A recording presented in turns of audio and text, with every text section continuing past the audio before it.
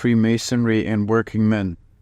Masonic lodges in certain industrial towns in the northwest of England attracted an influx of working men during the early 19th century, with various lodges, such as the Lodge of Lights in Warrington, a town known for its cotton mills and wire weaving, and the Lodge of Friendship in Oldham, another cotton town, both providing evidence of working men and laboring tradesmen entering the lodges during this period. Many of the laboring tradesmen who had joined the Lodge of Lights in the early decades of the 19th century had joined from other lodges, such as cotton manufacturer James Knott and weaver Richard Pearson, who had entered the Lodge of Lights from Lodge number 279 in 1810. In 1820, weaver Henry Harrison and fustian cutter John Latham both joined the lodge as joining members. Another weaver, William Hulton, entered as a joining member from Lodge number 120 in 1829, and machine maker Robert Hughes entered as a joining member in 1820. Charles Wainwright, a dyer from Manchester, may have been a member of a lodge under the Independent Grand Lodge of Wigan. His grave, adorned with an array of Masonic symbols, can now be found near various other Masonic gravestones at the parish church in Warrington. Besides the laboring tradesmen joining from other lodges, there were soldiers who also entered as joining members from other lodges, along with members of more professional occupations, such as excise officers and schoolmasters. Local lodges were certainly not isolated, and were aware of and in regular contact with other lodges in other towns. Freemasonry being used as an excellent social networking system, which enabled members to visit and join other lodges in other areas. This relationship between lodges created a larger social interaction, and workers and professionals alike could move around the country, settle where the work was, and freely join another lodge, making new social and business contacts in the process. This social nexus was also apparent in the friendly societies and trade unions, allowing workers to join other lodges, courts, tents, or branches if they moved locations, automatically giving them social connections. The benevolent features of joining a Masonic lodge were still apparent during this period.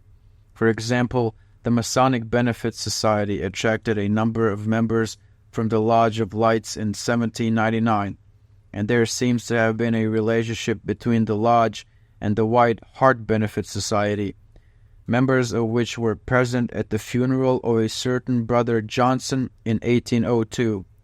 In February 1802, a collection was made in the lodge on behalf of a certain Brother George Phillips, who was a prisoner for debt in Lancaster Castle. Though a Mason, he was not a member of the Lodge of Lights, but he was obviously seen as a brother in need of help. A similar case featured in the minutes of the lodge in 1812, when Brother Charles Tatlock, a Mason from a lay-based lodge, who was also a prisoner in Lancaster Castle, had an application for relief made on his behalf. Charity for a distressed brother featured again in 1805, when Brother Glazebrook applied to Grand Lodge for relief for Brother James Fletcher, who subsequently received the princely sum of £5. The cultivation of self-help during this period would certainly have made Freemasonry appealing, and there is ample evidence that the lodge studied here had beneficent and benevolent features. This view has been developed in recent years within the study of Freemasonry, an organization that can therefore be set firmly alongside friendly societies and other voluntary benevolent organizations in promoting principles of collaboration between self-determining citizens in pursuit of specific goals and interests. The Lodge of Friendship in Oldham in Lancashire had, like the Lodge of Lights in Warrington, a list of initiates that included weavers, joiners, turners, blacksmiths, and cordwainers, all dominating the lodge during the period 1789-1840. There are also claims for relief mentioned in the minutes, such as in 1792, when a brother was granted 5 shillings, on the grounds that his wife had been ill for some time, and in 1804, when a gift of 10 shillings, 6 pennies was given to brothers who were prisoners in Lancaster Castle.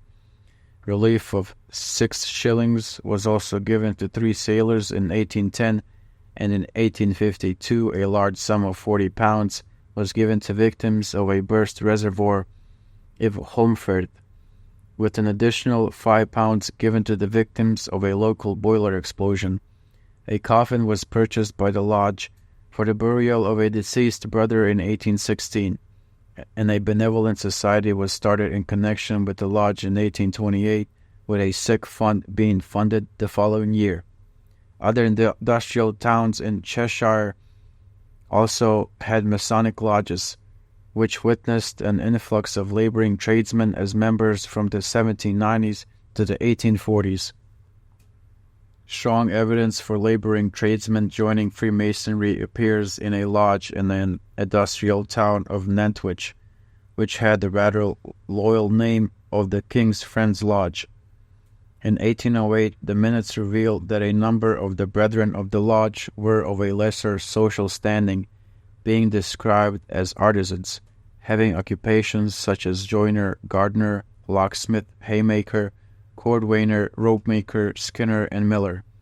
A lodge called Beneficent opened in 1789 in Macclesfield, and a lodge of Benevolence was founded in Stockport, which had originally started as an ancients' lodge in 1759. This lodge of Benevolence also had brethren from mixed social backgrounds, and provides evidence of claims for relief, such as in 1774, when the lodge paid for the burial of a deceased brethren. One particular interesting claim for relief on 7th February 1774 concerned a traveling mason who appeared to be commuting from lodge to lodge, perhaps searching for work. Agreed to give a distressed bro that applies for relief 1 penny per mile if on horseback, 2 pennies per mile for every mile he goes to another lodge. A lodge in Knutsford called the Lodge of Harmony was founded in 1818, many of the founders being members of the Lodge of Lights. William Evans, who was worshipful master of the Lodge of Lights at the time, gave a lecture to the Knutsford Lodge in 1821, providing evidence of a continuing close relationship between the two lodges. The Knutsford Lodge was, however, quite short-lived and was closed in 1839 due to declining attendance. A note after the minutes of the last meeting written by the last worshipful master of the lodge, Brother Peter Richardson, reads, "The rich in and about Knutsford take little notice of Freemasonry. The industrious and middle class very naturally inquire what benefit is there in joining. When explained, they join other societies where they are ensured a direct benefit. If something of this kind was established, a weekly payment in case of sickness and funeral expenses in case of death, in connection with this lodge it would flourish." Richardson obviously had concerns that other societies were taking potential members away from the lodge, and his final words that close the minute book clearly testify how these other societies that ensured a direct benefit were attracting certain kinds of men.